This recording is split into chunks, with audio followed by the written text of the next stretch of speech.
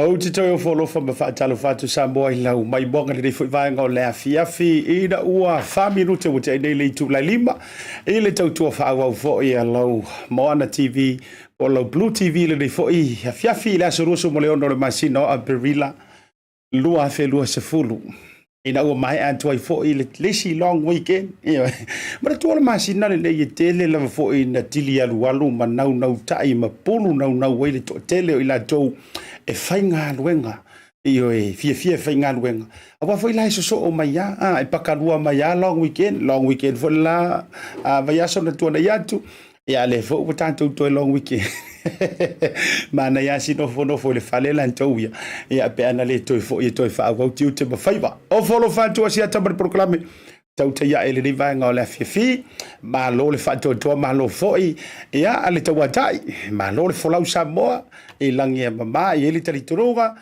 sa manuia ma tautonga I langa tonu me malava sa fe ngai malo tanto o turu I le foi long weekend ia o le insect day po le fa me tuino I la to foi e o toa manu le sa maliliu ma maulo lanto soifua I taua ia ele tau sa ilinga o malo ia le ana matua nga patia I le lalo langi la vea ila ma fita New Zealand ma au se talia ia e fia ila tatou fo ia Samoa e mauai nai panga no nei ia e avele ai ngai io e asi se no fuanga e tafa fawaita maiti mana ia tau ia matou New Zealand ia me se fo ila tau lo o fa fo mai ia matou mate mai antunu e mamau po mai le malulu so longa le me uma e so manto watu no New Zealand le tanto o unanga tu ni sa wantu ia ilo manto ofisa au tu I manukau e au kilani New Zealand malo le folau o mai oi ua umi fo ia so tanto te le to e feva ia wa o kau saua pe o kau le fia mai sia le potu le nei te ai ona le fai mata umi ona o wan ia e le fai nei ia ni si mele le tu o ona ni si foi fuanga ona o lo fa nga solo foi ia tanga te tau po le o singa o le langi malo fie ia sia matu wa o le lupe foi va ese o lo fa nga solo le dei taimi e le to fa le matu faiva tolo wena po le sunga su alo peti ia ma le fale lua lo latu ainga me se foi o le nei vaenga foi o le afiafi ia e to o folofa ma fa talo fa tuai no fatini o tu sala o tu sale ave o le ale nga fa tauli mai na se fa matalanga ia wa Samoa ia e le to e ia se fango ta sango le ngole ina ona pa ia mona mamalu wa ta oto a o se sa ia ua taoto foʻi a o se alao o folo fatu ai ma faatalofa feoi o le tala lelei faafetai latou tatalo lea e afua ai ia ona lau i ula e poupou i le toa e pei o le tala i le fale na Iamoa folauga Samoa i le aso ma le aso ona o latou faatagi i le atua ina ia i fo manuia ia i tiunga ma piunga si o tatou watu ia o le tou au na fo lei asiata e fo se e mai tautua le tatou watu le vanga la fiafi ai le fanga zolo ni si o vaenga taua ma tatou malo fa alorngi o porkalami e mo yo no wa fe fa te ia tatou company langolongo sua sponsors o sa maria ngalele le afu ai ona mafai ona fa au le porkalami le aso ma le aso ma le aso ia le tau le lima le afiafi mai lava le so fua se ia pa ia le aso faraile le tatou Pacifica Family Health Group ia le fionga foi ia ile aloli ngalu male mana tong yai pai whakaloa na seri ma le tau foi o nanga lau fonga fia au le lei oka faka kaua le fa tau vai le foi se o nanga fa se fo maloloina e fai o le au le lei o le au fa ngalu nga le pulenga au le lei foi tamaitai e me se foi la o ali io e se le talavou lau fonga fia o le tulu fa malo le ngalo lue ni foi vai tau o lo pe tau i markoviti ia e leo alo la vai le antau le la au le unanga le gatai leo le Maota Samoa service stations e nai Vaetele o le fo o toe tau fo ia tala talanga o Samoa i tūlanga o le a e ko e fa pefu la fo i le tele o taimi a fea ne ina ia e utu wailo sa i le Maota Samoa manisi o unanga e mawhai ona tautua ai mo o e gatai leo le Pacific 40 ma le Talofa voucher mo moli le fa malo fionga lau pepe tele junior tala i lene ma le fretua a falu te lene ia ma le onanga ale tātou Pacific 40 o sau voucher fai whaatau mo a inga i Samoa. Ia manisi lava o tātou company langolongo sua o mori atu le whaamalo ma le whaafteitele. Ia awhia e loleo lau whaatalofa i wō mapaanga mamai ale tātou BluTV i lunga o le nei vaenga o le awhiawhi. Shea le tātou poroklame e iai le tātou malo. Iyo. E le tātou malo ma tau tia i lunga o le poroklame. Asia le tātou ofisa whaasara lau nei. Ai mo auto uma la velunga to fine ya sapina stawa sergante leo anai fa feu le ala yali le mafuta mai ngante leo lo fa tauti ta veu le to fo mafutanga lo fa tele atu mo auto ya ngata fo leo le sirusunga ya kensi ya malana tusi Samoa ya le pisingi sia la kama alo fa tele atu mo auto o militatu share o aso lua taitasi sa faatulaga mai ai tatou faatalitala ma fesootaʻiga ma tatou minista mai le faiga malo si o tatou atunuu i Samoa o le asolua lava ia lea na faatulaga ai le tatou fesootaʻiga ma le fioga i le taʻitaʻifono o le faatuatua i le atua Samoa ua tasi o o le fioga i le minista le soga i le laʻauli a le malietoa le ua tea polataʻi vaofosi Smith peitaʻi ia ua fai vaese foʻi lo pepe i lenei afiafi ia fiaga o le loto ia se taimi ona maua lea o le avanoa e whaatala noa antuai, le fionga i le minista o ngā luenga ma ngā luenga te tele a si o tātou watunu i Samoa. Le fionga i a Olo Fiti Vaai. Ea, o le makanga luenga lea. Ia uteiloa mai ese mai le matanga luenga o tupe. Eoi, e peo le matanga luenga le. E fia wha ma iai le tele o whaipule. Iyo. Awa e talu ano tala i titi mai fo. E peo o i e fua iai le lei o lau whaipule ma le lei o lau kura iyo i lau tumano. Pe a wha pe uma e lau paia inga. E a unga piu e o ai le sasanga o le vao le awala ngā lue le ise mea ngau i e au whainga. Ai mafua. Esa oile kangia e kuale vo ile lisa ona wa e le lokea mafuanga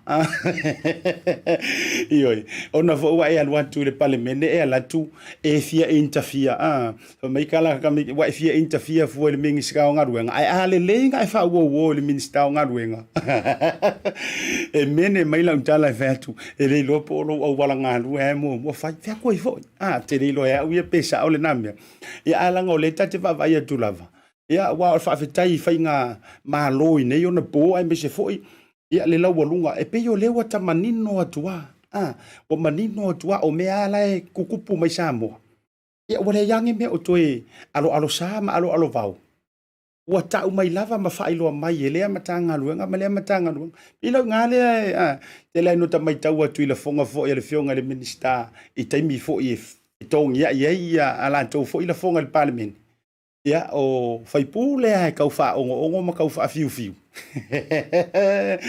e sa o ile ko lo matua sa ta puala o mai tau atua mama o ale mele o ia no winga fa pena fo le mafutanga ia ai ole ama ole vano e fio mai ai ole fo to ai tau no li tanto ofisa le afio ngai le minista o ngā luenga ia ma ngā luenga te tele asio tanto watu no u Samoa e lana fai ngā malanga mai fo i Aotearoa ia ole na fo isa tau mata mai mo ia inisi fo yo o nanga ia sa mau ai fo i le avanoa ia beitai ia se ia fe mai fo ia fe le ofisa tau mafai au nanga tau mafai male au nanga vai ale manto BluTV ia se tau mafai fo isen tau fa te tala no ia ma se fai sina tala male fionga ele minista o tanto malola na wala te pai le leila u kofe make sure ia o se kueli umalu mo lo TV le taimi le nei ma se fo yo le alava le devices male wala office ta inga lo e fa fonga mai ai mai fa ngaina ia le ole a fa fisilingi se taimi e mawai le mavanoa e a mai ani so tanto fa sa longo fa business nei fen levi mai se vo NS Charles ia pe o vaenga le lungo le tanto YouTube channel alofa tu tele e mi se fa tele mafuta mai Alex muripola ma to vaenga le ngata fo ilea ia o sina leo ia ma utole mafuta mai lungo le Dario so fa tele mafuta mai share le tanto por kalame ia manisio vaenga i tulango le tanto covid mana update mai Samoa ia e tele a vaenga o yele tanto fa tele noanga e se taimi o le nei a fiafi ai o te fia fa malo antu le pisale o le sau la lo tali ai mapu i fanga lele le sunga ya sua to lo wena lo beti toma malanga au koso le wali au le o la auli ma to le fo ai mai se fo i la le pisa sunga i le tangalo sunga le fa fia ngai ya pasta tangalo fa tu se fo ngata fo le fionga i le loli ia le fionga ia fe pule i semi fe pule lea e ia i le taimile nei le tau o singo le langi te tau ma le langi malo fie silio fa monianga malo fa anga fo ia te o tau o lo talitalia le au so le ia kali maru e kala aro kangi e kanga ro kangi io awane i loan tele io ai ro fo ngi kaimi ia e fe lo e nga fe kangi si la vai taimile tanga le pe io e fe lolo ia va nga fikangi si ele i mauangi Facebook mangi ele i fainga live ia nge yonga po ia e ka ke kangi ngai ai TikTok mai nga ngai le sto tele ia la ngo wangu tia phone ti e fe nga le pepe nga te leo la ka mai America va per junior o ko ia le ta o tole taimi le o le tolo faanga Dario amo mo to u malava lo fanto Asiata Pio proclame tato me il tato fa salongo fa business a foi mai fa felo il tato malo lungo le proclame o le tautai e le vanga la fiafi le fionga le minista nga luenga le fionga ya Olo Fiti Vaai e lungo le proclame e a foi mai fa salongo fa business nei Bluwave Ngalumoana. We are focused on providing digital solutions for our Pacific people. With a creative team that incorporates Pasifika values and cultures, there are no limitations. We offer a variety of digital media solutions that cater to Pacific peoples. With over 10 years' experience in graphic design and photography, we take pride in creating art with a Pacific focus. We also specialize in filming, editing, and live streaming.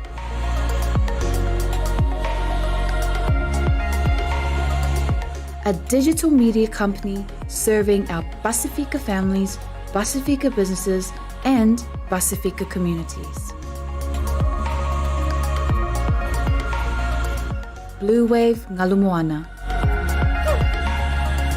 Live and breathe Pacific.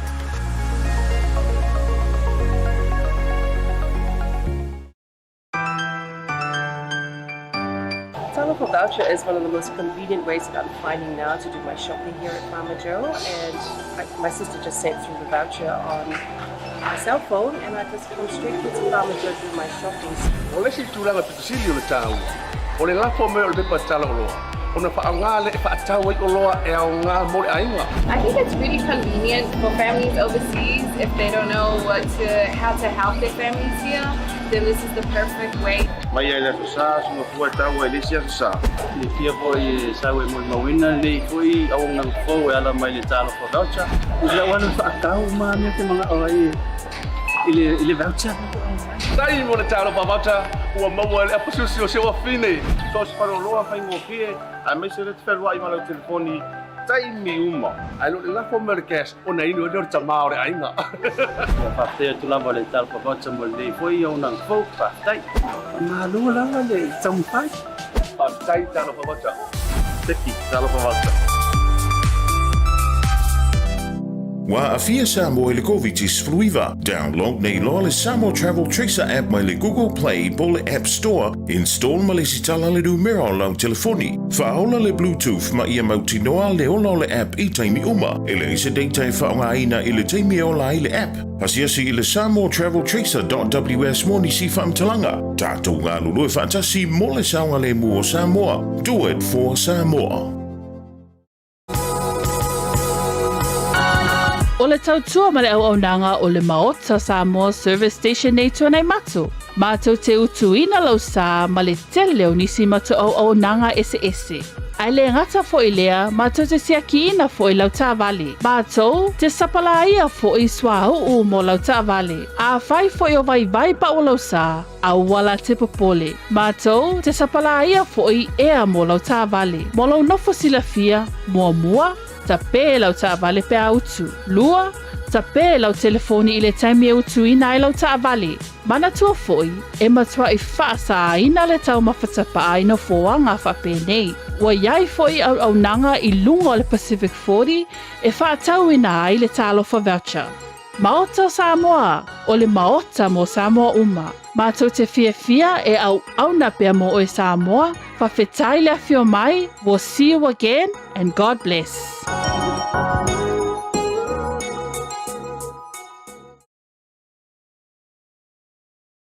Samoa lau mai moanga ia me se fo lau fita fa fonga le dei va ngola fia file o se vale tu va lo wanti lo sum minute o te nei le tu la elima ele toi fa o o proclame le o tau sile mai ia o le o mamalu le itu le o ia o no foi fo isua ma o lolo alu foi le fama le o niu ia ele si mai o le vasi tele ia la sia la o le forma malanga matu lo ele ia o te ronei ia soi o le tatou whainga malo a o le minista o ngā luenga. O tatou malo le whatuatua i le tua Samoa. O tasi o lo tu le foi. Ia le fionga ia Olo Fiti Vaai e le to e sulaina le tonga me mea. Tūlanga foi ia o le tamalianga ai le ngantai leo le soifua au auna ma le soifua tautua. I malai o le tanga mamanu o le antunu o se whaamanuianga i le tatou proklame o le Tautai e mai sila unanga le BluTV. Le ua finally wa maua so ua manoa ia ele malanga si tele le fionga i le minista atalo fatu rungo le ta proclame le fionga le minista nga ruenga ia a fia manuia i le nei a e aso lau talainga vai tima vai malai ia o se avanoa fa au fo ile fa talo fatu ile fa ia maulungo se tatu o i on tulanga fa lupe ai whapitola o Talofa Asiata naitina matama matu o tapua i mai Maota malawa i tawhalawa nei lano langi whamalor soifua.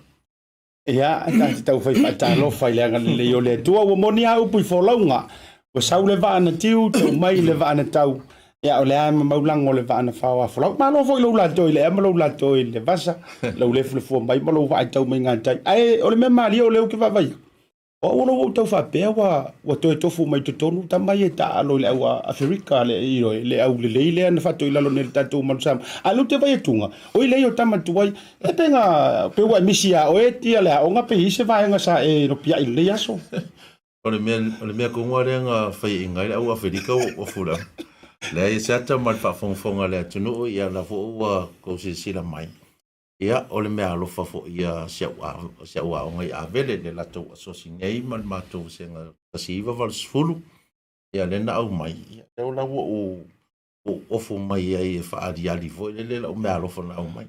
Ia ai mana ia foi. Ora ngole ofu lea. O le te vai atu ele a mosa electrical. Ia. Ia o le si foi a uso a vele lo foi. Ia langa pisinisi foi. Ia me tau. Ise me wapea. E so se mea. So se mea mawhai o na whai at company lea. Mo me mōli. Le waianga mōli. O ngā umu vātu whaafonga le tunu. So sko ngā mea. Ai se ila se taimi o vakua le ketfongi nga le o usau a ngalo ketfong. Ia le na iyo. E atangia mai lau langa o lena o whaafisilia tu nei. O le vaso tu. Na mafatal no ai male sui vo tamatu ai kolisi le to faya so alo a setu. E fa mai ala so alo fo ile e ke le aku pisingi sia tamatu ai kolisi. A le ala fa kwa uva ai. Ise pisingi sia kamala wa ver ora so fingalo ile. Sa ole lea e kalengia fo ia la uso mai le mau. Fa ia si kalengia. Ai ko kere fa la ule kalengia. Ia ai pe ona fa ia tu ia e mau lava le so ani fo i tatu watu ile company le ala amosa electrical. Ia ele ia scam e ke langa faifua. Oh ia o kamalanga desu e keni. Ia. Malo fa tai. Ia o le fo ua to ai tau no e lau fanua o te roa se fai se kala o a mai se o tanto wa tu no ia mai le lava ia so na e tu va mai ai ma o a mai o to o kukusa me ia mau ke kau va vai ko ai o me sa o nga lai kukupu pe ye ni swing ia ia me o lai tu sa e foi me le kukusa o lo manuia asiata ma le fafsili fa fo el tatu tu o lo manuia me uma e ui lavala o lo o whianga i nei tātou ma le wha mai. Ia ai whaftai anga mua atu i nei, mua mai Australia, mai si atunu o mātou mauai fo i ngai ngoinga fo i lea. Ia e tau mawhai e pui e le tātou atunu. Ia o tūlanga umalawa i le tātou atunu ma le tapua inga. Ia o lai o lo manuia me uma. Ma lo whawhitai tele. Io le tau wala toili si au whawhisili. Ele ima vai atu nei lo uso a minister le yonga polito fa ia le tinu. A o leo te vai atu la umalanga mai. Ai ona pe e folinga wa pe o tau mai sani fo ile. O le ke kaule popole ala o fionga i te a o le tunu te mina ia. O e le ma fai na lu se mel te mina malanga mai ia. Ja. Por fainga le na o te roa lava o na iava noa lava ia. A fai ia na siaki fo ia i soifua malolo i o whawhitai e fo i. Ua le ua sa vali le lua se fulo o tausanga e tono parimeni. Kako a maua leo se avango e mai e ka ika le malo e se siaki ka ika vatu le whaafongafonga le atuno. Au te lo foi lai whaafongafonga mai le matou kabineta. Siata le ua umanga o mai e fo mai e te au siakinga. Te loa la. Ele ko e malanga mai se o le ia ua luma me whaalongo, ia ma me umanga le, au naturo le siaki umala to. O ila le tau mua mai ili whasolonga le, o te fono pe... E mua la valta te fono, fionga e la auli, ia so o koele ma le fionga e se ula, pe ala lo vaenga na sin mea. O la ukau ma losi ia te fono. O ele o kau mua mia la se... O ma losi kaluanga ko e anga iatu ia lo mtua la inga. Oye, ele ma losi ni fala. Kai se foi angar kai fo. O le ala pe kau laki la o le tau la mai o le wai lau whanua whawar pela le kau sawa. Ia o le paula na ai le a whaina wa e uma uviri e le uso minsta. Ia o le te awa noa pe a whapea wa tuaina mau appointments. E kei loa la utano sanga. Pe mana ia le wha mua pe e toi a fio atu i Samoa. Ia le minsta o sui fua mano no ina. O sia mako fai pule i saka ua. Ia ai ui o lea. Ia au na isu tanga fo o le vatele a wa fo ile amata matari o le tafa atano. Se i fai sau noanga langa lene tau la vea mai lava i lau tala faa atana nei. At faa fonga Samoa. E mungi ai umi ua nuo si rea o lata losu tau sang o le fitoa pei fitoa atu e maua leo se malanga mai faa le malo. O le ase la ngona lepe o tau e fio mai eu ia whaatata mo siaki manisi o fufuang. Ai piwa e tau away wa break mai Samoa i le vahengo ia. O le ase la ngona rau fio. La ngona lava le fia. pa ole mea o le whaafitai le tu wa o mai le tūlanga o mawhaienga o entaro e whai ngei meo sue o siaki. Ia o lea lava ke kau mangava lava. Mai wai o Minister lava kapeneta e mawhai ona yele nganga lea. Ia o ke mi voi le whai pule. Ia e su e lava me o le ringia la kou ia. Pa ua whaafitai fo i le awhionga le palmia mar kapeneta. Ia me se foi la ka uso le awhionga i le Minister o soi fua malolo ina. Ia mo le au mai o se avanoa si e usau wai. Ia e tau sa ili malosi. Ia nga mawange ia o results anga. Ia e ke finga ngalo e whaisinga kala i lungo le whaafunga moa Samoa. Ele e kasi ara kala. Peo le a ekolo kingo taiming e. O le lea nge o apa au al ma peo le a ekolo mero wai. No whaafitai. E le leiwa o le whaafunga mai fo i le whionga whauara. Ia. Ia o te ilo fo i o le a suia fo i a lona a vea ma se a e tori ni taimi. O te lopi tau wha ma lili ai le o manulu te le mato. Ai lau fionga. Fua tu iai le nei fo i le tama fitanga e meseo le whaita wantu le tūlanga. Wa o nei vaenga. E se a malama iai le atunu. E pauar mea sila mai le atunu. Ia o le fionga ia olo. Ia tu lau fo i le swafa sa e tomua i tono le pale mene. Ia le vau. Ia matulanga whapena. Ai o leo te mai tau atu. O leo ua mai a tūlanga i le to mai bachelor degree mai le University au Kilani i tūlanga o telecommunications and engineering. Ia o leva maloloa anso e ngalue i tūlanga tau i a whemalanga inga ma leva lele i a tatu i Samoa ma tūlanga whapena. Pa solo mai ari soi fuanga ngalue. E mwhaina e tau talatala noa i le vaenga lea lau fionga i le minister. Ia, pe o le tūlanga na, pe o ina saunoa, i o tulua ia i tau mwhainga fo i le katasi nei. Ia ma o wanga i loa, ma o whainga ruenga i le lue loa, ma tautua i le atu. I le Samoa ea pora whanti po, nga fo e o mlai lele. Ia, pe se fulu, lima surona tausanga sa o ngā lue, i se ia o mai le tausanga i lua. Tōru. Ia o o wanga i mai rola ia i le palmene le lua fe male ono. Pe o nala le ana a mata mai e ia lo o aku fo o ngai mea. Manaia la vale a fo le anga i tono le iki. Wa ngai fo i meo porkiki ele ongi paleton. Mai hale le anganga fo i le a papea isi. O le mere e o le porkiki ona kua palapala. Ia, e sao. E mawhaila e politician po le kawhai pule. Ma wha palapala le mea ka o le porkiki. Ai o le porkiki a ia. Ma le porkiki, a mamala porkiki. Ma maa fo i me whai. Nga o wha palapala e sesi. Ia o nga palapala le vātua le wha fo i al tātou watunu. Ia fiafi.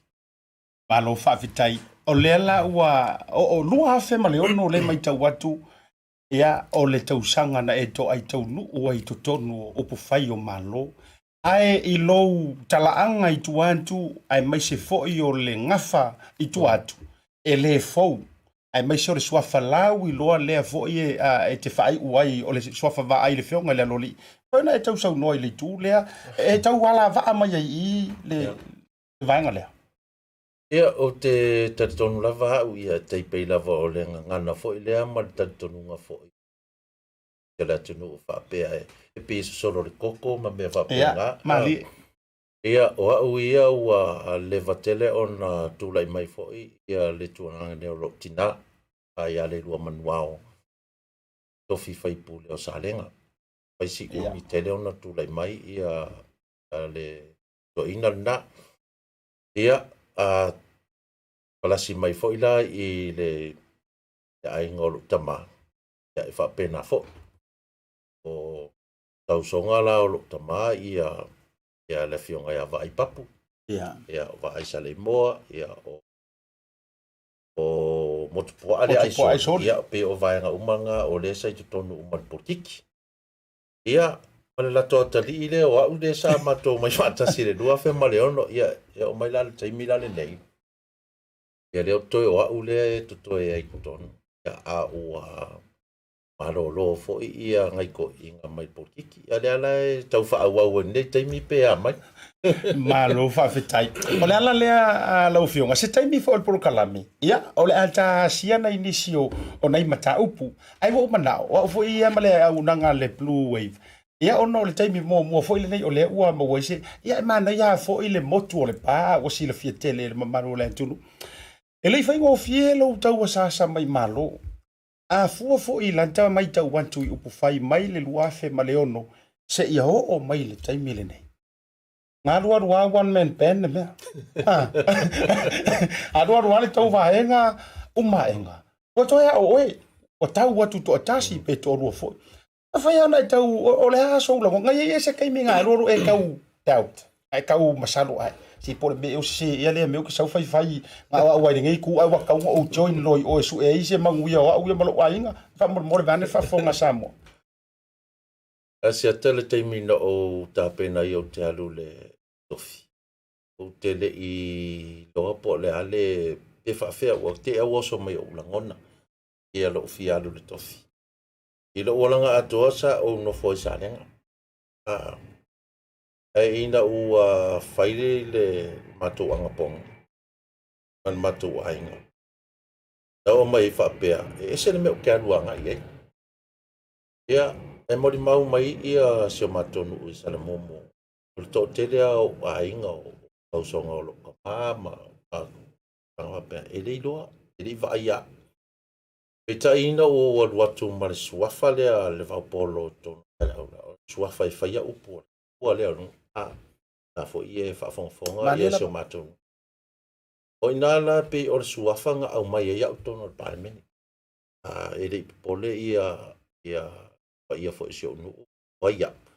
Ai pe o le teimi mua le ua awa anga i atua i se suafa le vaupolo po si tangata fo i e anga i mai i le tofi o whaipule. O kere kari kongolo malo. Ai awa fo i o naka malo. Ea faso taulo. O le uso fo i lo tama. Ia ai matautia fo i le tūlanga na ia ngā whai e ala ia toi alu le si o au mai pela se fulu tau sanga nganga o tilo i loa. Pea i se fe au le i tia o te rei loa. Ia o le mea maari la. O uma nei la la usfulu tau sanga whapea. Malolo ia ai anga i ofo i olo mata. Wadu lona ia ke wo u whapea. Wadu iei o i sarenga. Koi fo il menga. Ia matanga leo e. E peitai. Ia. Tō wha fo ilo tu malo e. Whaia umala tō sui. O i nālanga a mata wā kili ei o ngā wha malo si fo ilele. E iai le whi au tā ua. Uke a ngai ma. Ai. I le tūlanga fo ilea.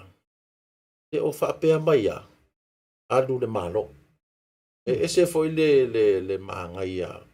O le tu alalo lo tu malo sa mo ia sa tau fite na ia lo no sala aula au ila salenga e kasi le upo ko inga ia e tu mau pe ina tulit ka komang ya apa wanga kala ko inga pa pe o le lo po le bird le ka kuli ia ai o mangai ala o kilo ma o kilo pe sa o e kelo kai mi foi le luia e luia o le tūlanga foi le whapea le la vase o kilo ko taua le fai pule kongo le kausanga e lua ia kulkawa le malo alange ia ke ngofo walusia o kamai o le pomu vai atua le whafonga o ke kolo asia o le pomu e a uma ia le afo i le fongo le aso ia o pe ia i fai pule kule ia o walu makofat ia maria lava anga malangona i le tūlanga nganga i mai fo i lau sa valinga ia o sau fo i ngā nā taimi. Ia ua pale tonu atu le mato au vaana iei i le luafe ma le ona luafe sukasi. e tonu mai le lua fe su tasi le lua fe su lima ia e matoftoa ia tenga fo io matangona fo i mafionga fo e oile no ua wese ali e le o se whaapea la o walu ese o lo u e o te alu ese o lo u ia voilele tūlanga ai o langona nga mai e tia alu lua e tuto tasi ma e te tilo i mei e lua po fea tonu mai e alu ina e eile teimi o le atua ongi ala ukala le fai ali lava ia o mangeila le paloka lua fe suruongo ia e vala au atu loa la le chapipi o au le ia sauki ia o whamaruru fo ila le taitaina taimi le e alu e angai mailonga malo inga ia sila aku le ia le malo fo taupulenga ia ngai le whainga malo taruai ali lava e se fo i langona i e tau e le leilanga o pusat kulanga langa ia ma o waru ke fesoasoagi ngai faipule o lua ia na iai le faipule falalupo ia ma le faipule o lelumaga alofi ia walu mako savaliga o vai akuga ia ua aku ia falaua ua o la fo e o la ua lagona e agaʻi le itapipi ia o kuku e ale fapenga ai e le fapea la ua avea le o atu fo i o uso faipule ma mea no o fa vai ai mali ona iai lava lo tatonuga e iai le taimi o le atua asingo me e kia pofe le koso ngagaʻi ia pele ia e se le kalavoia la kamala ko inga pa mai o pau le skapile o au la kaiminga le la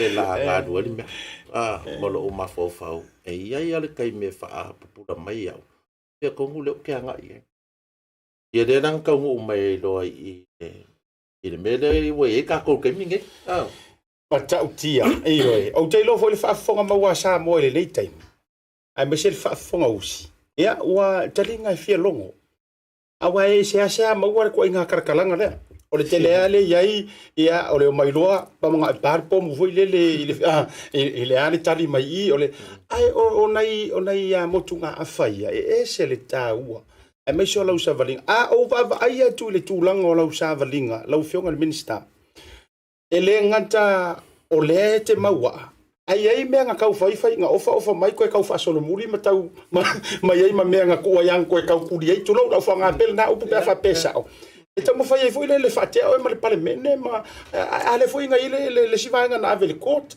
to fa fo I mai ai e vai na e so no le vai nga le ai me se ale lu va mre to ina e ta yo le tu ngai ai kasi le vai e se le lawilo Salo ila usa valinga mai lua fe ma leono o ma timing e po fa inga kuria o fa ile nga kuria o le kolu kuria I fa fo ile ele fio fo fon ftalai ia ale kaimila le ngai ia o le sa o markai mori le nga kuria ia o ma vakua o le sinonga kat kongu le si kolu le nga kuria ia oi nga kuria o gaka le o lauri se la ka karango ai la ka ara si te vem o le si le nga na le kuringa oi o le lua fe sfuluono le o switch e ke alu salenga o fonftalainga o le fionga foi le alo le la u malieto ia o nei la ia o ke topo le lua fe sulima e te taula o nga e le skala I se kuma alo fau ke aluai mangkua la le uma le ia le kaimi o le paya inga lea o whakua uma ia yang wadi riski ia wadu lea o le skala lo ia sa le nga ia o kitopa ia o le mea la o langa mafuanga o walu nga o ke le skala o nga I kakau o lo ke fia aluai a le uma le paya inga o nga kuulola ia le discretion por ale to fa fa ma ole ale fonftala nga kaimi o nga ngo lo ingai ele I mamau ke ko fa Ale, ala makai fongo le wi. Ia ai sa kalusanga lava kasi kalak malo mai. Awa e fiolo o isalenga. Ia wa outlaw male. Por fia kama au. Ele acha uma fofonga O Vapea ia vakadila o. Ai se vole manga yo lingisa valinga. Mali. E manga yo sa valinga ngaru wa Vapea wa pea nga o le fionga ya lauli mali toa male fionga ya salapina. O le mako vasenga nga lua fe maleongo le. Koe me atemi almeni. Ia mai le Vapea fo inga makanga nga file mu le saunga le mako sa valinga. Mai a lua fe maleongo mak. Tau ia male ori e ko lu. Ele wa. Ia le wa ia ko langa ro pa o fa kasi fo i mala us. E ui nga ngofo kuria o mal pan me nga kai. Usa le wa fa ma winga le me. Avoy o fa manga no ele nga. E ala kai me ko kango ia fa sala yanga ia. Yanga nga yang kamai sala ko kango fa sala ka ko le me. Ka me. Anyway, after ile lo fole tu fo ile o mako au fa kasi fo ale au so. Awa le minga lua fe male ono. Ia na over ai ile o ma fe lo fo ila ma. Le fionga fo ia ala tinu. Ya paka kalangoala ia se mele tinu. O la so ma fo ia fa se me o sol me. Beud mai lo nga male. Ya mato lua mala ia. Le fionga ya to sus. Pakulo ma. Ma ngisi fo yo. Nga se yo o mai ale lua fe survive. Ia ai o olo markai me wa. Ia master out. La kula ia la fio kula la uli wa halfway bo mako por fully masui ai ka kai mi. O mako fakat mako fakali mai I ngama o ia foi la kula ngai nga foi le strategy. Makakana ngā fo ilai I le meo lo chau ma mea whapenga. Paua le mea o le su e po isi ka ngaka fo isi ka lengi ngau. Ai a fio kura malau. O le winga, e venga le su e sesi e. Pe whafonga mua au winga mele. E alu lai whau mua au le mea. Oi ai waku o le ka lengi ka ngaka. E whafkai fo I le kua fo I le whafkai la au le wanga maua le ta lengi. Ya mai o mai ala ke minge ia mako sau ai ala mako savali o le mele manga ia mako savali ia mako spaki e yang ma die foi le langa sau nga foi ma kere o mako nga lu e fale ainga o ia ala le me foi ele o so uso fai pule o lo uso mongi ali o le mele nga o le so solo mali ia nga o me foi e mai foi le fa ka ima kulanga uma. Ia, ai peo la ukarkalako ngai sia mako sa valinga. Palo favitai I lau fionga I le minista. Ia, a se I utau e tau so te isi ai le vahenga o lau whafisili lea na tau maua I lau saunoanga. Sa maua le vangoa nga kou koe whetau I uma. Pea whawhai ngofi. O le le whangaringa le inga renga. A whapea nei la whatita inga la o le mea sa tu ua te loa wa levana. Ia langi na ngonga fo ile fa pe wa kamikami ia wa ile fia kala ngoa ni na ngona fa pe na tutupu ya te auto le parlemene mar ka peneta kama fo ile o me kukupu le fongo e koso mai ia le fala kanga kai kua ma le fika ukala ia fa pena o so ngona na va ia e fa penga la va ia le natura fo ia o akala ko ia fo ila I penga fo ia le ke ai Asiata mal fafsili. Ole mele ole wo pea wa leva mo ma wai o ke minga o ia fionga ia misfon. Ya mali matu o mana ngo ka o mai dale men. E awange e alu ifafole ko ngole arena le. O so wika. E ngaka I kongu ilo wika I kongu mele ki sau fai kongu parliament ke fafolo. E ila e kire kala ngol men. Ia o ko inga mea la ngai le o maua fo e ngisi. O si fo ia, wa feika mai ai fafu. Ia, oke akana ia i fo i lea. Ia mo ka so swangi fo ia i ngai usua fai pule le ngaka fo i ungi al palo. Ia fa penga fo i oi le fo i le fo ngai. Ia wa koe o sai o le mea no le fai pule. Ai fi fai pule. Alu mua ma kwa ia o le lo roko ia maua mea ka o le ongo sai. Ma whaingia o pusa ongo sai se lima nga ebla le ke kongo i ke fai pule. Ma lo fa tailo for minister o le wa e sa no fo ile si vai ngai fia mo moli tu isi si fa fasili la fasili atu. Ele lua pa ma le sa tu le fo e mo il fa nga malo Samoa. Ya e le tau na tia le na va ngai tepi e pi o le si va nga le kau e tau puru na wai le loto fia mata. Te por ha fo ingi ni fitongi ya ing ai me sia la o ru le te mile na o ya le tu to tas. Ole a sau va ma le fionga ya tu la epa. E lua fela fola fo inga e isa kai me ke ka orka maloa tu lo le tamama tu. Wa matua el porkiki. Ia. Matua le kai me le ke ru fitongi ya e ngi o kau pole pe o la tu langa ya i lo fionga. Kwa le ai mo so fefe. Le ai taua le fisili fo i le tanga fo i aftanga ma le fi ta in malo o toina e aga maria ia si sila nei i la fionga tule e per un TV se tule e per tono palmene se tule e per fafo e fa penga ia nga tanga fo o langa ulo inga ke lo la fa fonga mai la fionga fo i le alon madia toa nga o ke fai ka un linga ia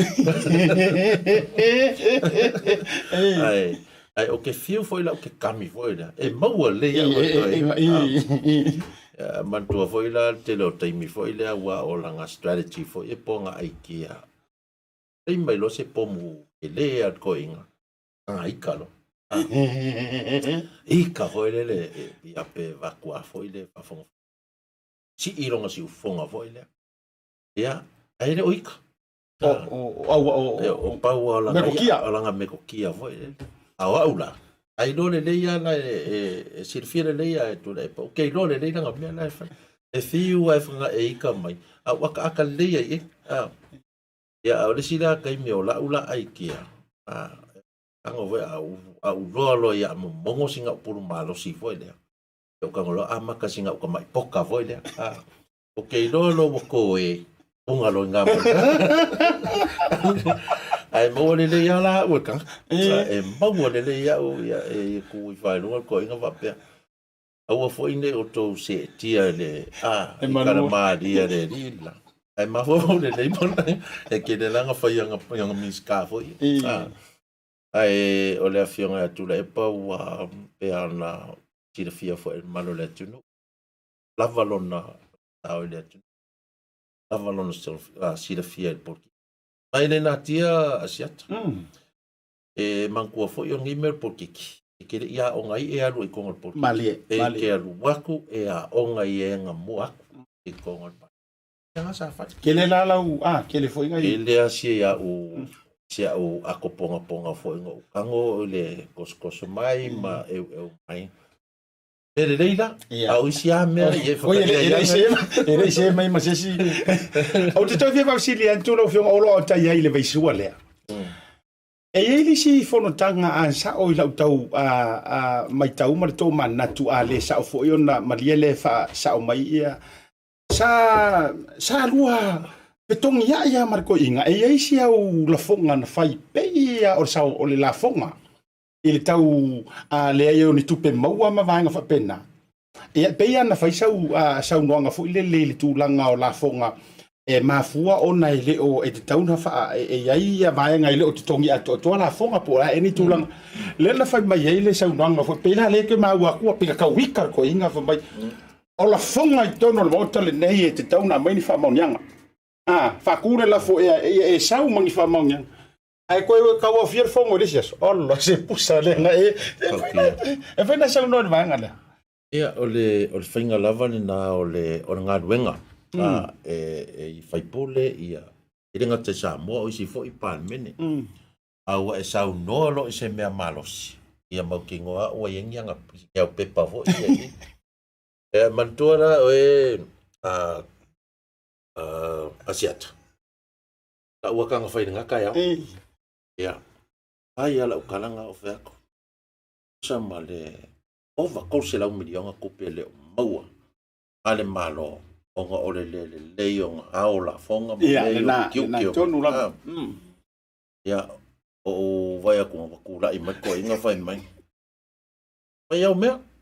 Awanga lo whaku ua la fo mai au wha maunga. Ia nga ire. Maua lo le malau iunga. E lo lau kango le pepa. Kasi le pepa. O le pepa lea. Lei ma se mea kusi ai o ka wha maa maka whapea. Ka kulau whionga. Ai le se mea? Ai le se mea. Ka kulau whionga. Awa e manga o lo kango ko lau lau waku mea ia. Ia nga e vai mai lo le so ko lau lau waku. Koe ku lau le pepa. Ai lei ma se mea kusi ai runga pea. Ia. Ngai ua peo vai akula. Pia kau ko ai vai e pe whapea. Ala i wha mau ai.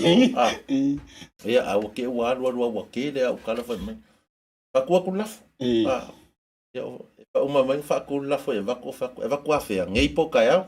Mai kai au. Ia vaku. Ia o alua kura mare pusanga. Peo container. Duas furufuku voi denga o lako maa. Ia. Kasi langa mea e mo I au ka kalamari e fo I wenga o lea mta upo. Ai ngā o ngā lele I le whionga I le I panbia fo I nā teimi. Na uloa lava sa whaatino lava ia susu enga fo Parliament. Pa maonia. Ma le lei fo I la mo langa tai inga. O nga sila fia ia e tūlanga pe o na ile. Mantua voi la ia mei o whaituanga ai. A kiusinga pe whaisau whaamatalanga fo I le mano. Ia mautinoa. O lava la research e whai. Ma ia constructive la pointe aku. Fa maungi ai mi. Awange e ngofo ake woso sauka. Sau mea maari e hui e ke la vea I la le mea la leo mo meo la fofaku au mai fa maungi ang. Aya e ke lo le ia la le kanga ka fo I le o lo ua lako e pe ke whalonga ke confident langa ako. O lo winga la ka kia se pepa. O la ia ingi mea kusikosi e. Ai leo la pepa. Ale fe ko ai marka ma empty de. Ia e whape ngā de. Ia whainga fo ia o porkiki voi whape ngā wanga I make ia mai. Ia la kamkau. Ia ai ke lea ngā o ngā e mangkua voi lani me mahdi. O lesi I meo porkiki. Au a lavanga e mite ke se se. O lavanga e whape ako. Maria wo se. Au voi lange e whaapea wa poi whare I ko inga e avaku mka upunga. A avaku lau mka upu e kasia kala ko inga whatakai. Pewi whasa. O ka leilo ngei suipo o wheme sau e mangeni. E ofo fo inge ia a kore se furu, se le lua se furu kausa. E le mamlama se mea. O le whainga ngā langa al porkiki. O wainge ilo e kangaka. E o whakua e ilo le mea ne. Ia e anua la ia whainga ngā I fo le kualano le eva. E o fwoi la le teiming e a makou teiming e. Ia ka ki kua e lunga kua vai koe ngā kalavoia whai ko e vai kere o mangakunga. Pa I ko kongo ngai ia. O maa ngai ia siya mea le. Na weile le songa lafo o mai le whamanga. Ma lafo o iei le kualano o lai le lei. Ia. Pa le mea la ngā la ukama fwoi le wa e lea o ke ka penga le lei o ke alo challenge. Ko e fau fia kango challenges o ke alu e challenge ia le palimia. A o walu le ngā fongo makere I misa. O wā I o whaangoa ngoa. I o ki whaangoa ngoa. O longo winga ale ku lai ia tula e pafo. Ai me whaapea mai o ke whaavalivalea o ke maapai. O masangi anga upu o porkiki. Ale ku lai lunga ma whaapea mai. O me vi whaasa. O longo winga ma. E angoa kula e pala ukala lenga whai ako. Whapea. Iai ma se angoa o iai le launga le. Ale la whaasa o mai. E ma kua voi la.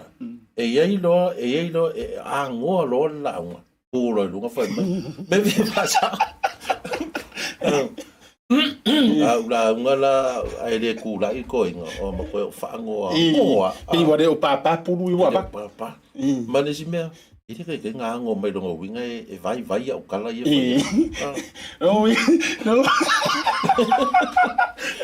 Maru wakusamo. O rongo winga la. E ka kauanga ngā kula I ko inga I se kai mie.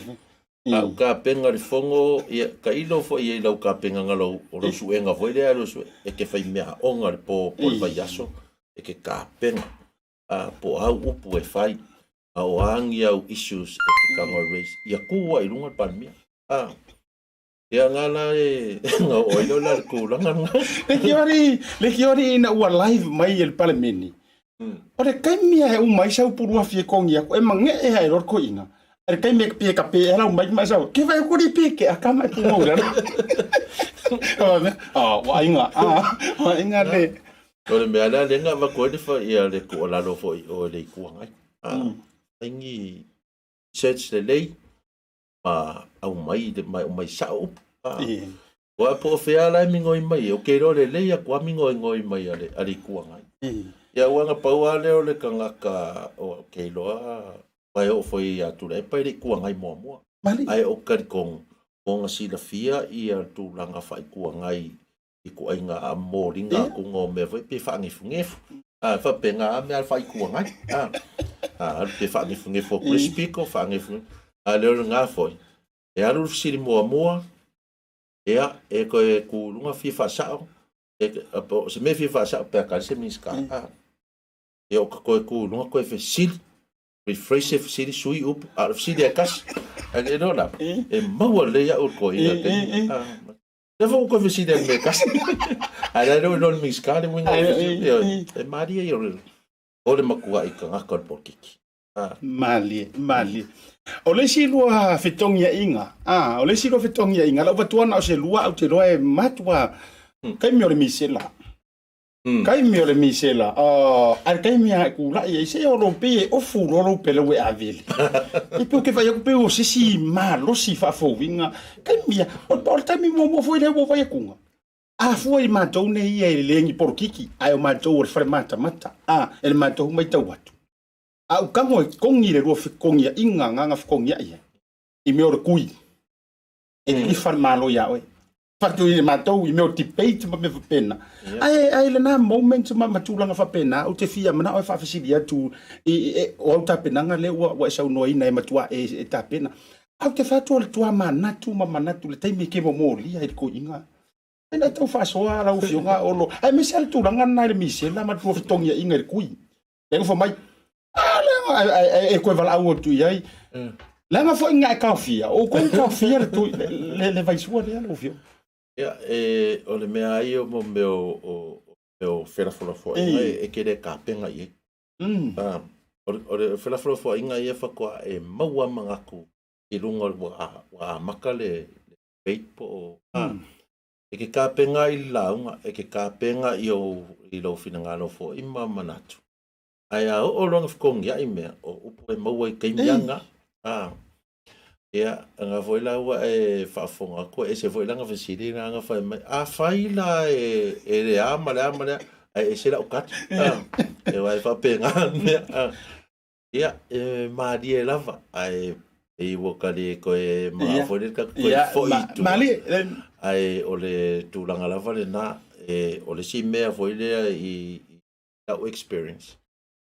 E pei e maua mai fo I o le tū so o lungo mista fo e le me fi whasao me fi mamlama e koe maua I ro mga koe ngā koe whangaro koe apaka koe ai pe mera le wama ko whai e kei mingi e tu sao noa lava fionga I whaipule le tuanga I e sau noa e le ngatala o le utu alalo fo I malmato whaatana noanga Awa ia tātou toi whaia lea mea nga whai a mākou mala ulima.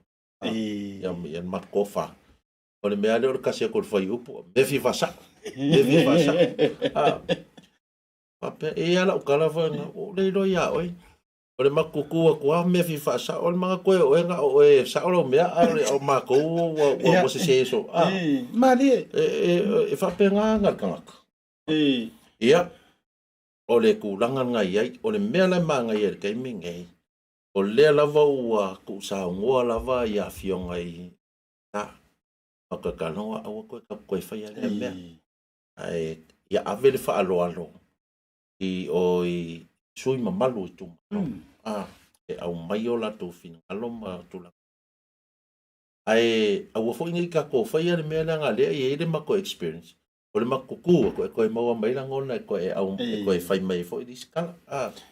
Yang aku wale fai ya le la vai fo mau mai foi ya fa pe ya onai motunga afanga nei foi tu malo ya pat yang au mo ile fai la le tala le masanina fai o au e ku ngai e tati mai ya io para la umaya lo tu para la umaya o le la wa ya ta o ye pe o le bingo lo tala wa o le tua na fuai nei malo o le wa tu fa ngai ia ele mea watino mai. O lea wa, ia, pesa o la upule lau whangan meista, ua ea lau tautua. Faa i tua ngai. Awa ile, mai tau watu ia vaiane whonga e pa Samoa. Ile, faa tua ile tua Samoa utasi male a inga, faa tua wa iai. O te ilo o ele tangata matua ile ngai. E mea tau wa ngai o malo. Lea lawa e ngai wa e lau tautua lea wa e se e ma au mali o lea sau mai kau lea ngai le wa ngai ku le nga kukusa e le ngai le wa ye ma taimi au se e na mawani ava no tu sa pesa one way traffic ma sa o lea sau mai tau le ni taimi e o foi pe o menga lenga o famtala tuele senga le la wa tu sa no la va ia fionga i fai pule e o la tu langona ma ta upu e ta ua e wiala na fa por kiki foi lea o ka fai aku se kere nga maka upu e mai but i kokongu aia a wa ele me ta ua la o kan kuskusi lalo foi lea i se la koku lalo ai ile tulanga lava na ia moni lava e pe ana o talano atu e ia lava taimi malu i tau i te avapea o le lava foi fai ia mea ia male simpea o le lava fo ingosia o tangata i le mea lava lea o anga i le malo nga kaimi mawhape o whaleanga mali tau whaleanga le malo but o le mea lea whaikua ngai e le se mea kau whaleanga e o whainai o i tangona la mai le tua ngai ia kea ua ia o loa ia whainga o whaupunga e o skau whaleanga o le mea la ka ua le lu e lui o le mea voi lea ki nganga vai a ko la ule leile se ngoinga ma se fofuanga le malo e ke fai e o ngai si o le lui la inga ia pa vevesiel ma fofo o le mea la se a se koe ma fofo wakid i se me sili aku i lo o le mea la ka kia o le o ke lo le lea kua la le al pawalanga le o le me fai kua ngai awange i make ia le fai ngō fisi mali awa o le sia runga mo porkiki awange e fisi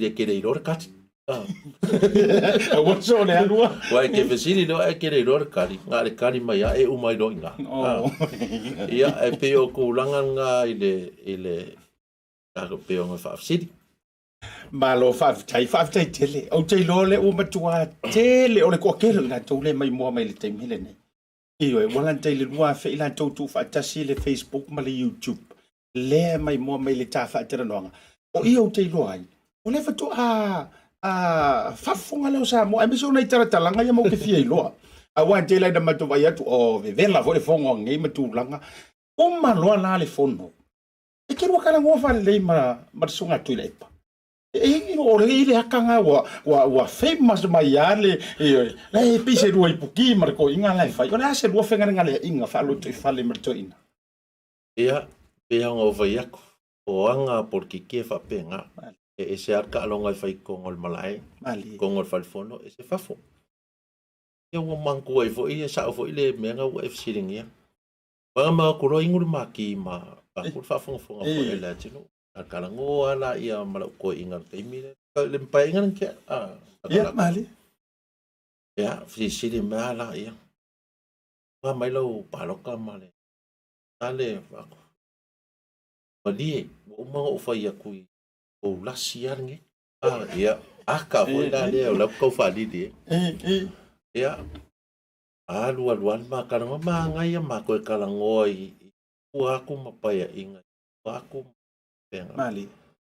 ngan mako ko ngan ngafia masalo kolumingo ke ngamasa vali ko ngot falfong ale waku o mile ele mic fa mic la o fiong al fong ftalai o fatu tu la foi na fa malolo o lo ma sorry yo le o foi se voi mo ka ki o me ala kama ala ngai ngore ro impuki ko le la foi nga face comic su o mai olo o le fiong ai a fiame ma le fiong la ulima olo fa soli langa lava ka kai fa le ko nga pa o mea fa por ki mea e o voi la tu langa la le ye gaming ango ye foi o le fongo lenga fai o ke fai a voi la ya ko ka voi langa ko ngi se la fo la tom mai ma we ango ye le fongo ma ke kala ngolo nge o fa ku le la foi fa malolo voi manga ia ole me tua mari ole na ai ono ole wa isa noina ole upo mongia sole e maka o kia na la fori ole a faka per parmengi o fe ela o fa ile la foranga ia o la sirfia le fa pere e sirfia e tu langa la o me ai o la foi ku o pa inga ku ai afangi nga carry forward mo usalanga na kongi hoi le awa usa o langa ai ki o langa porki ki foi nga o fai ka nga na kai fa fonga me le ko wa ko kuri ko fa le o longo winga o le sia nga parok ia o mo foi langa o musu ai kele o ai ki le ko sa ma ke ia uma kupua ma ke ia uma ia kupua nga ia e ka rofa wa makua fo so ifu sko inga wa ai ku fa amu ia u ia ki o maua ku longa malos te asa porki oka te makauki ia mali peo ka dia ku mali ka tai te rola ayo fa mata unga lo le va nga o le te sau le tu malo ye ka mo pule iki ia em fa na sa o avo sa o fa fiang o kau kala ko ngol pan mengere i tu ana o fa so po fe ala vale me ke mi ngoi solo ai o ke ro le le ale me ngai ke mi ngoi o ko mama mi sky yo ko le no le o unga make me yo malo fa fetai ia la ta mai lai nai nisi o nei vai ngo te fia fa fisi o le ko vai ku le va ale tato va fole au mai tau sui tu langa le Naomi ia le fa pe ia fa wa si ngo pe fonga ia sa le Samoa na sui numero ale o vai tu le o sui mai le Samoa fa ale o le fonga ina ia le Naomi ia kasi foi la nga por kiki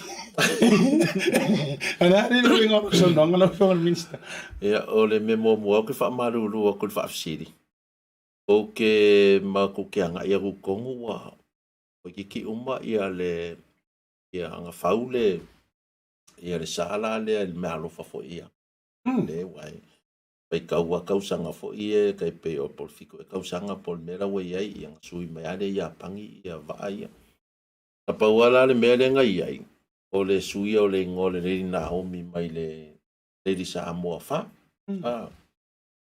ia o ko wala la ia le ia le va ale fa pe o sidia kui o la u ola mo fai ngoa ngi le ni Samoa fa le va ale o kawanga fa nga pe le Naomi lua war kasi le ngai ia mali ia FM mai ia ko sui mai ai fai nga malo ka rua ia aga ia umale ai nga fa adua fa ele me ko sui ai ia ekelea ia documentation meu fa mo wale ako ka sui ai ava ko sa mo pule o pe o fa la mo ma fofo ape alo fai ida fionga ka mai kai palmia o ka pa fuar sua fa ida fionga palmia o ngol kulanga ole pa malma Asiata mal fa fonga le tunu anga fa apea o le suafa o le fionga mai tai palmia o fia me Catherine, o fia me Patricia, po oi, Carol. Carol, e wha ingoa le vaale a Lady Naomi. Ta langa la, o fia me Naomi, e wha pera makama e o.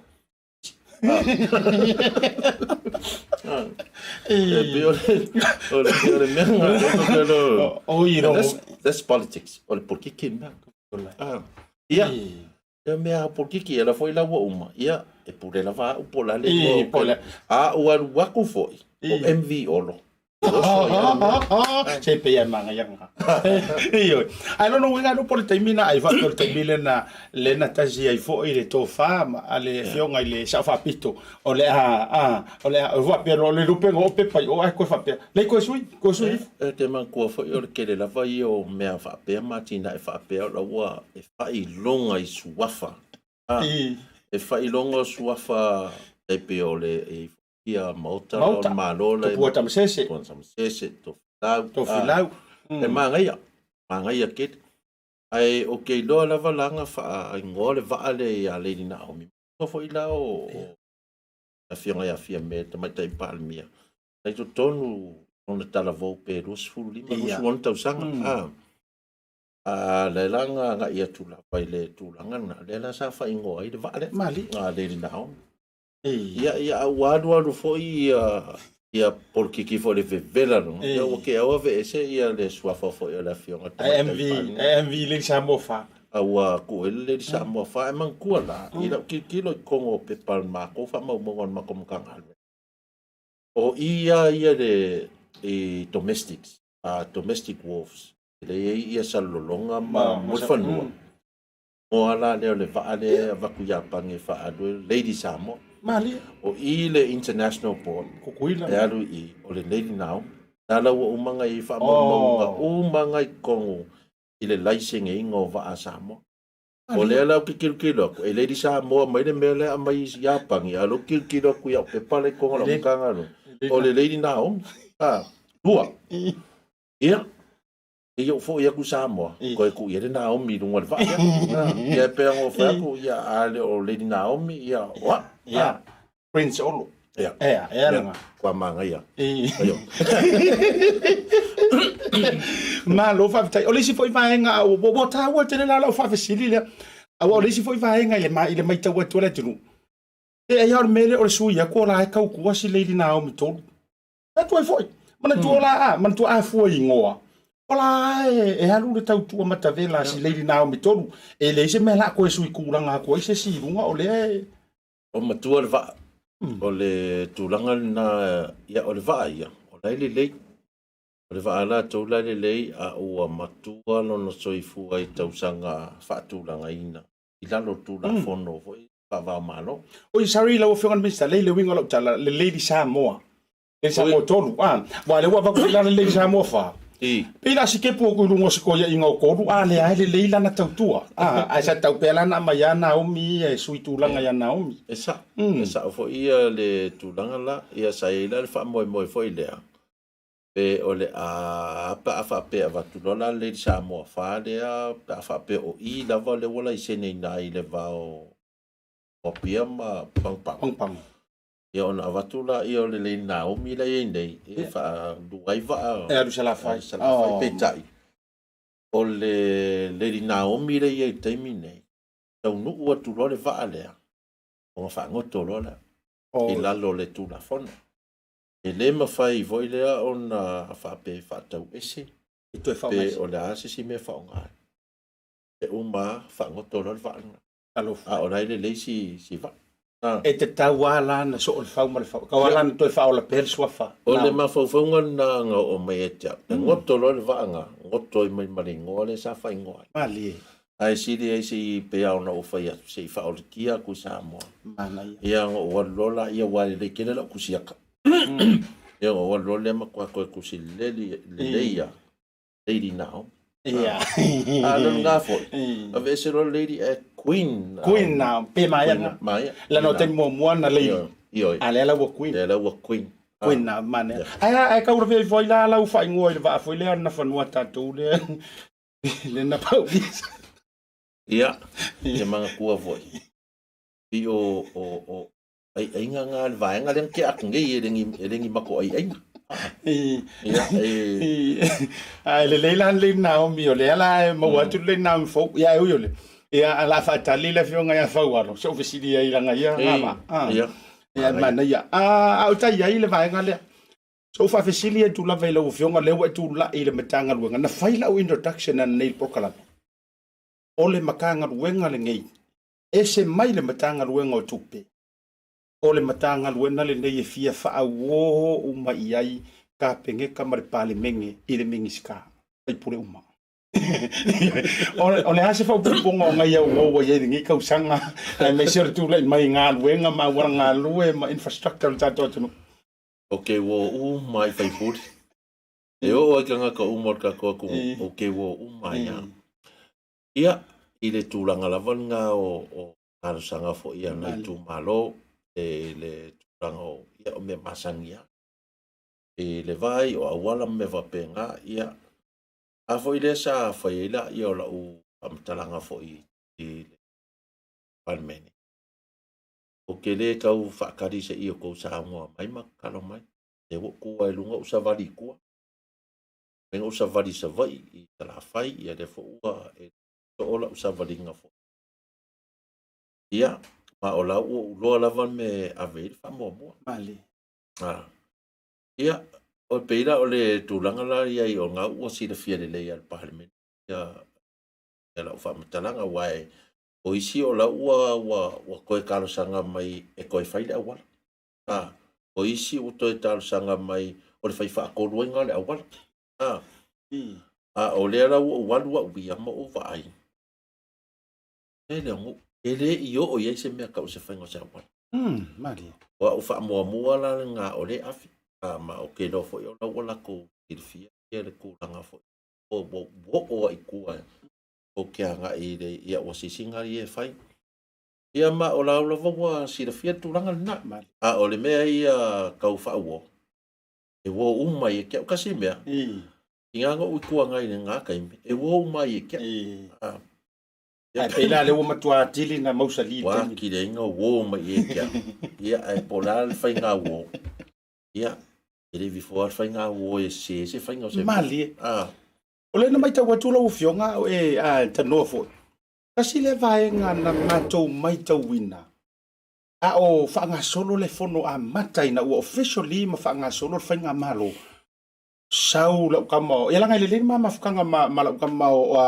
o wafongi kamo sio turofo ia mau pau le kasi le whai pule nga makua leo leo ke le karsanga fia whai o awarangalu ia pe tasi foi le ai tu malo tele la vasai le HRPP na vai taimi ai o le tele i la tau nei lewe le tuangai o le la tau whaatangi la valea fai mako awala ani mena tupu pai inga o tele ia o le tulanga na pe o le kau loko ale ngai fai ko mo pale menge kausanga uma o le mai o awala o vai o erkisi o fua ko le ko school kausanga le o kaunga o mai kai mi foi le o fa pe mai pai masema ko vale le o kalela va foi uma le awala ma vai o la le si pe fai masema ko va molu se ma ia po sing helicopter foi helicopter ko nga menga le sa uai ma fo ko o ia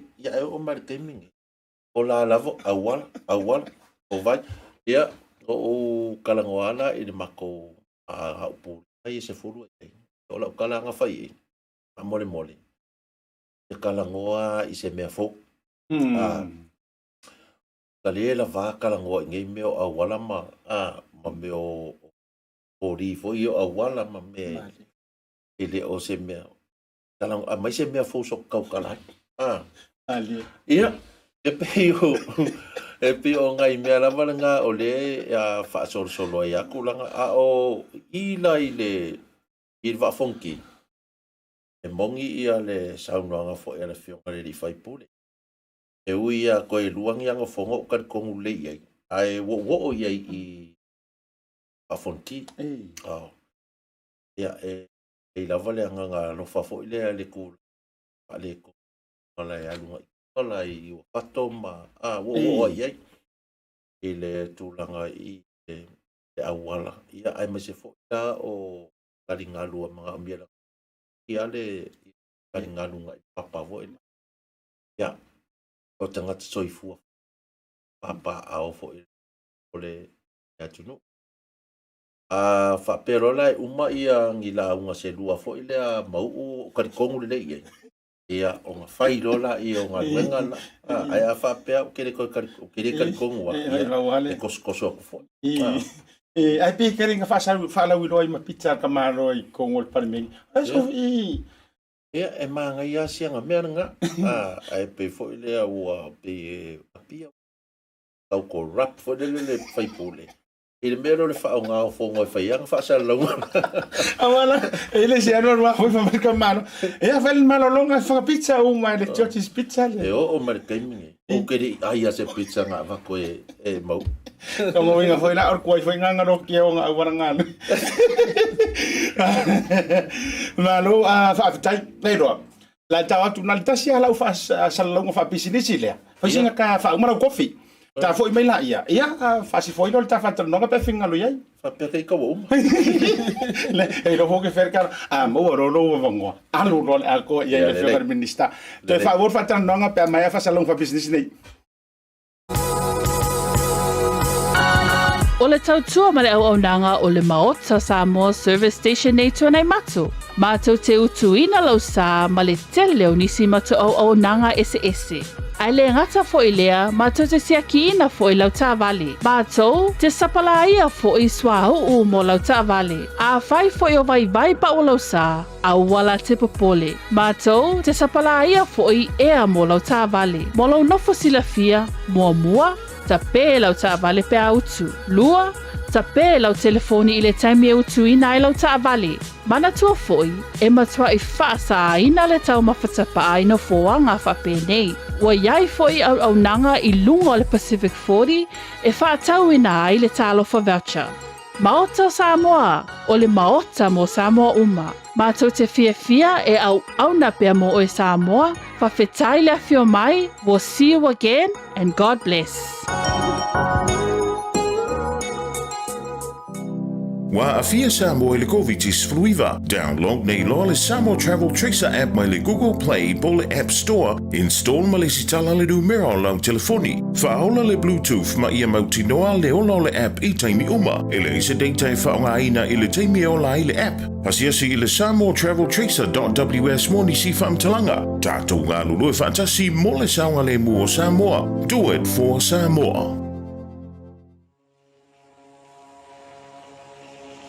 Bluwave Ngalumoana. We are focused on providing digital solutions for our Pacific people. With a creative team that incorporates Pasifika values and cultures, there are no limitations. We offer a variety of digital media solutions that cater to Pacific peoples. With over 10 years' experience in graphic design and photography, we take pride in creating art with a Pacific focus. We also specialize in filming, editing, and live streaming.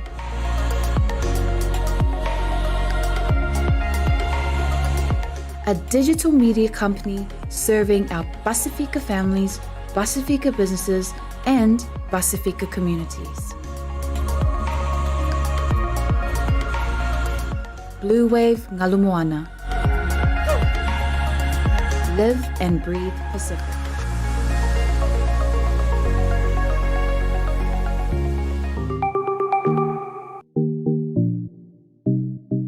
Talofa lava Samoa ma lore soifua manuia. O Asiata Pio Vaoliko mai le BluTV.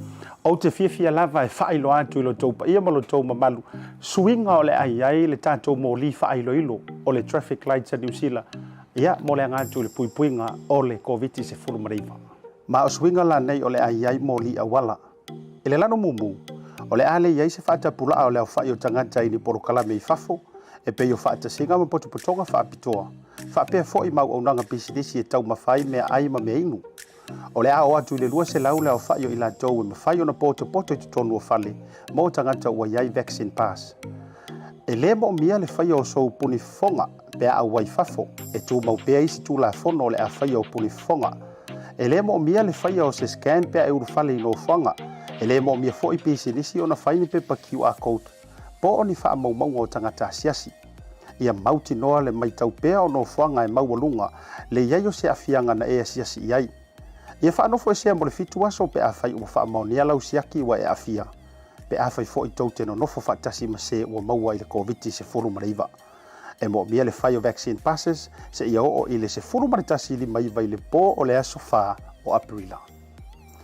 I le lanu moli, o le a le iaini numera whaatapulaa o tangata e whaatasi tutonu ma fafo. E le mo mia le whai o sau puni fonga i fafo. E tū mau pea isi tū la fono o le whai o puni fonga. E le mo mia le whai o se scan pe auru whale i no fuanga. E le mo mia fo i e pisi nisi o na whaini pe pa QR code. Po o ni wha maunga o tangata siasi. E a mauti noa le mai taupea o no fuanga e maualunga le iai o se afianga na e a siasi iai. E a whanofo e sea mo le fitu aso pe a whai ua wha maonia lau siaki wa e afia. Pe a whai fo i tau tena nofo whaatasi ma se tangata ua maua i le COVID. Ma le lano mea mata. O le a le iaini no mera whaatapula au tangata e whaatasi tutonu ma fafo. E le mo mia se whai o sau puni fonga i fafo. E whaataua ina pea le whai o puni fonga i tutonu whale. E le mo mia le whai o se scan pe auru whale i no fuanga. E le mo mia fo i pisi nisi o na whaini pe pa QR code. Po o ni wha maunga o tangata siasi. Ia mauti noa le mai taupea no fuanga e maualunga le iai o se afianga na e a siasi iai. Ia wha anofo e sea mo le fitu aso. Pe a whai ua wha maunia lau siaki wa e afia. Pe a whai fo i tau tena nofo whatasi ma se tangata ua maua i le COVID se furu marei. Samoa e tātou tutu whatasi e te atu i le nei wha mai po le siama o le COVID. E ala i lo wasiasi lunga o le tātou website le nā ua tu i nāntu i luma ia po le numera fo e mawhaiona e vilina. Au foi nei ngalo na e mai mo mai e tātou proklame i lunga o lau BluTV mai le songa fua i le asoforaile i le tau le lima i le tau le fitu o le a amu nātu ai nisi o tonga e tusai o le wha mai o le COVID se furu mareiva.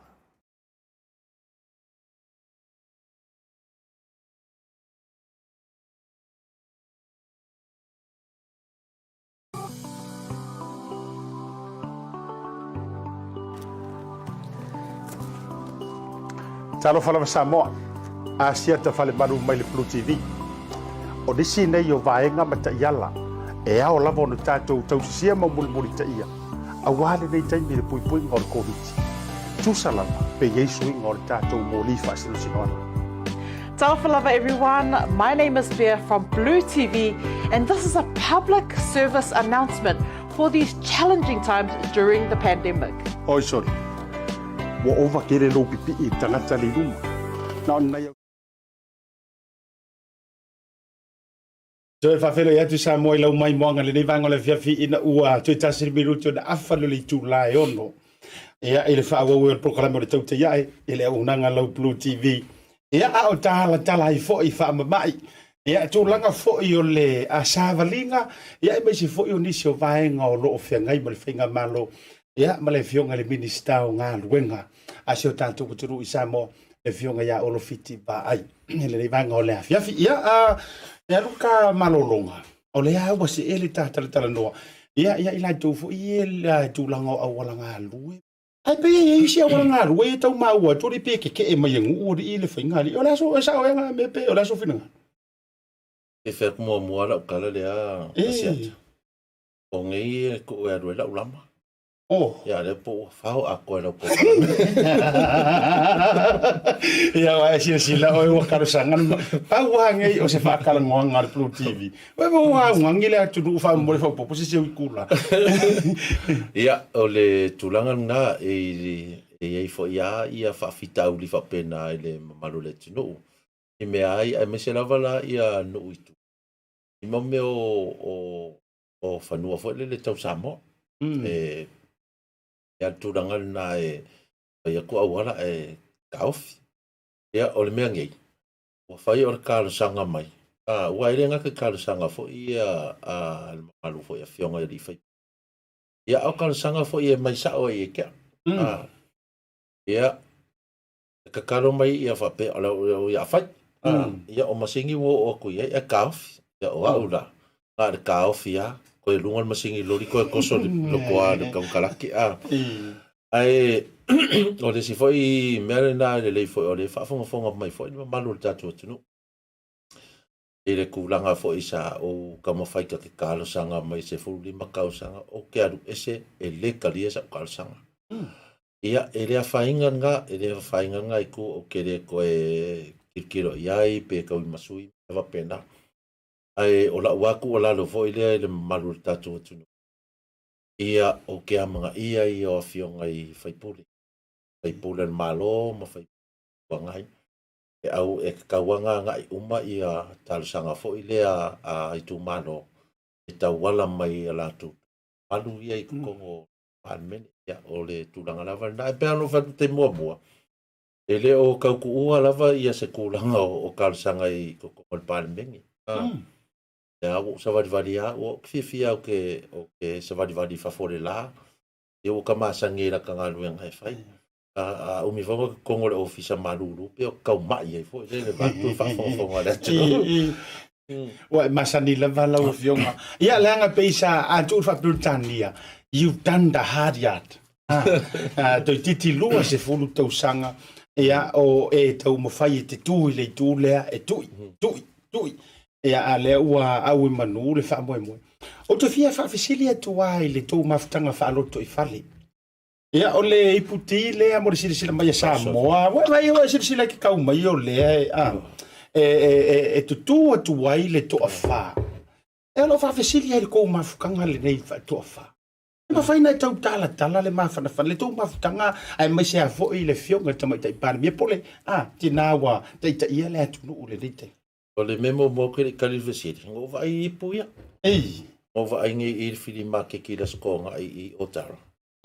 o lai ua ku e ringi ka Samoa palarangi o le langa o fie lopo o yo mako ma lauli ma le tinu ingi ia palarangi mai puia e te lola ele i ua te mina i la tinu nei o e langa ere ua ia faftai o le matou a aftanga fo ile a markulanga le wa i mai ale amakanga e peia o mako se au soma se mako ko fin atu ale fa fonga le tunu o ia male afionga fo ia panmia e ile tulanga o mako fasoa e kau a maka mainga o le tavalinga ma le kilo i piko uma lava ma aikia ia mako malo le la wo o mer gaming ia olo fa penga lava le mako a mafukanga ma le mako faso ma le mafionga fo i mistal kape ia wei foi ale me foi le e alua foi mako la veve e alua foi ia mako ia fai mako la mori o ke ngia mako ia o mako foi ala ia o mako masangi foi le fionga mai tai palmia e sa wale o ke ngia ngal ka i foi ia mako nga kere si la fia mai la mo ke o le la lo lifi mako ko mako ko ia o ma foi si o ke le lo mako ia po si mako ko foi va tu le fionga mai tai palmia ia pio le nganga ngai pe wa mafana ia mato afana mato fasoa ma mea fapenga onga o lea e fai o le ainga o le angakongwana ma e fapenga fo i ere kulanga fo i nga ua makua fo i nga mako mai kokoru lava ma fau mai le ia ma mako fa moe o le mako fingere waku i ere mako loko akoa ngake ka ia ma foe le sao Samoa ia o le ala e o maltaiming ia o le ngala ma tau tiel vaenga le lau fionga i le minista na iai se taimi e iai se sina tau ia wa o le o mea manino ma mea malama na iai se sina tau fe ese a ine fina ngalo ina ua autasi o le a e le foe le fionga i le safapito taita ia na iai nisi pat mani if e na matua tasi lava le loto na faya ia inga ua umaringa faule sao o le fatuatua le atua sa mo tasi ia matou tatanoa lo o ngai au mai uma lava ia matou loto ia ia ka mai kai ole a pe o nganginga fo I pasala nga fo la fionga le tinu ile kulanga ia manga o sa mai tai e tai ia whainga malanga lea le fast ma le whainga malo ia inga o malolanga mako kalangoa ole a mako wolo ole a kalangoa lo I la fionga fo I la fia me ia mako wolo ole me maria langa mako wo I maukama e mau ke oi o ngengo mai ke o ke whai afia me ia na wuri toru e wuri ia ko le ula le kono o vako ame ai oi langa o mako umai sai I le chau pipi ia ai ko ale o sia o kama I pamakalanga fo I le fionga I le mai tai palmi e kai e va mai ia o kapenga ia mi ia o ka ko e whailoi. Ia ai o kalia le ai si o kikira po lala le mea. Ia whai. Ia ku wale ia wale o ia foi le ai mako wolo o mako fia. Ia mako make ngalu lue. Ai wha avangoa ngo World Cup kengi I lungar sa. Ala le wa umamai ngai. Ia ngal mako akulo si mai lo. O ele a foelva. E matua la walunga o lo le ata le sa ofisilingia le fionga ya le tinu. Kasi le aka na matua alu masau lungo penga te whailangi. O le tō wanta to tolu le na ina ua lua afifio atu mai tinu. E umele ki ngule ako. Ai e whawhiaua mai le ao. Rea le langona I tua atu le na a ngai o inga na lua whaia. E se ala ngona fo inga o ngā kaimi. O ngala o le aka. Ngapu o siva o siva mai lumba mai aranga o le mose video o siva mai sa TikTok mai lumba ia o la kamala le o la fianga fa le tino o yanga o mai dako ia mai ala ia wa ka sort kere ka kusi sai ko ako lo mo ko ele sei mas ke ka kusi ngale sei ka e mo se ka kasi ma me penga ai ese falongona ile na fo yaso le afio kuma tala atu ao o le mamalu le tumalo ile mori atu o le langa fionga safapito kia ese la ngona nga o le ngaso sanga makolo nga o mako malo e oi Mali la mako lo la war kaiminga o le mang malo o ye swing o ia okay lo pe nga ia se tu langa pe nga ila fiela tu nga me nga kupu nga so ele go fo io wanga nga so ai la ko ngol me sa fa filo ele isi le fia makalo masalo la mori mau mai ia nisi ai ele na so ko a wanga au kafa ai la ko ngol me sa filo ia le vai nga fa mal malo le tuno male fionga sa fa pit ma ko lo inga ai la o manu me o ia pe o le tatalatu na vai nga matautia vai le taua tele o nai moment ia sa mo va ne lo fa fonga mo ele o le tau te fia lo uma ne fa fonga usia sa mo e wala nga ile poki e o ala se o fa news ele sa una le poki le ale la o tau fa fonga tasila le mata o le aso ia o le ana matua ai la le sifa sikala le na tau sau no foi ma o le sau no ngal ma fa tele no ngal le fonga le tinu ile tou fono le na fai le amatanga lava ile lao au tu la fale fa ko e wala le pe o tau to confirm mai le mele o tu pu ila o fio e sau o le la se lava le na le timo mo lava ina ua fio tu la ia le fio fo la den male to ma to fedo ya ma to nga ilola I lon Maota ida la sionga kama I maokanga e ka o le lao tu la fa yang alangi de leifo ya nga aso ai nga mako sa fa ilo tono la amatu talno o le amatu talno ai de ile ngo le parti na ya o ka ke I de nga fo I ile angi fa fo se ia kon makangi ya o ko ki munga makwa makakia ya o mako da mako ka ape fo ile fa ape o se fa le me o la o ku e ngā se fulu mingu ke pe sulima mingu ke ai koe uma. Ma ko mai mo kilo koe wafa. O na hea di afe kue makuare ia ma se me ia. Kau mo vani me ko kau makawhewhe. Kau ri el tino o wheku ka kare o ia lauti. E pe I kua e.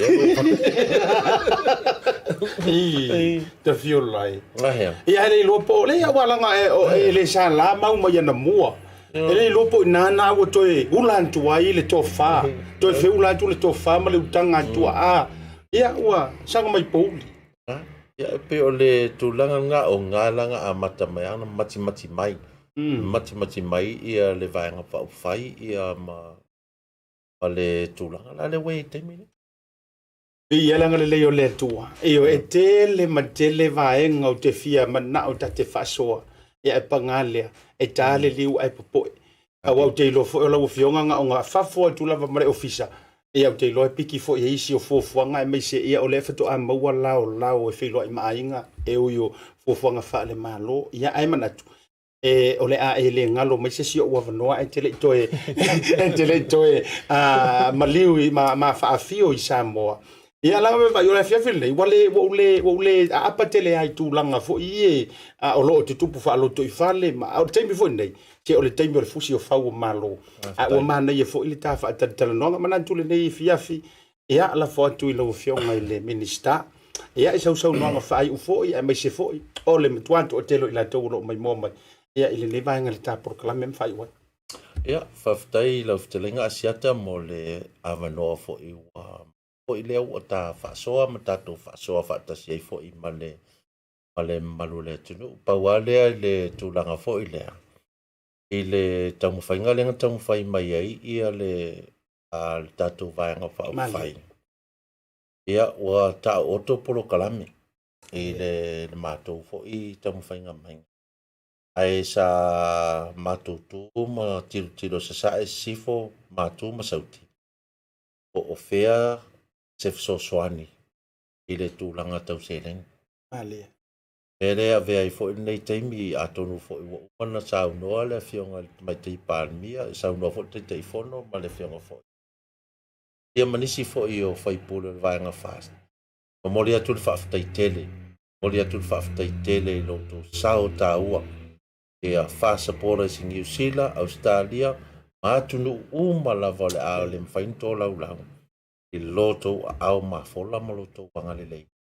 Lea ua mafuai ona tūlai ia le tātou whainga malo e pe ono tō malo iai.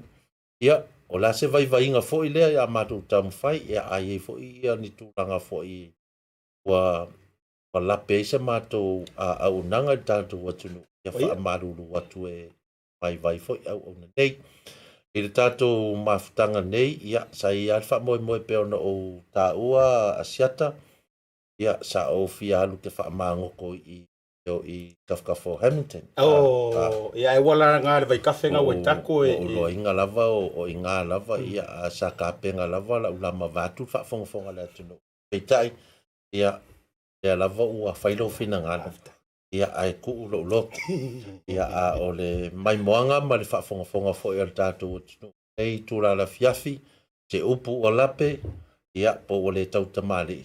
Ia whafo I mai a olo. Olo le alofa le nei. Wa umatu olo le a se fidi. Alua olo le alofa. Ia ai mo le nei a fiafi, ia manu te le ina whaasaunga. Whainga malo longa le nei a fiafi whaaftai. Malo whaafitai. Ia, o le porokalame le nao le nei vanga o le fiafi ma le fionga le minista.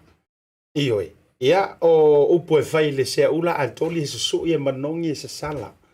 Ia, a ua pai leifo I le fale o mo le teine nei le si ua moa. Pamai e fia fausa na fale lau I le ula e poupou le toa e papai le maalei. Manantu, o le fale leo o le porokalame o le tautai e o le ua maua. Mafua ona o le whaamalo mai ma le fio mai. Si I mai o le fale si ingata o lau fionga I le minista o ngā luenga. Ia o le tala lava e whai a soa I malelangi le valasi o suri lava o tui mawavi. Awa e fio mai a, ia o le fionga te mai tai pāle mia ma le whai ngā malo.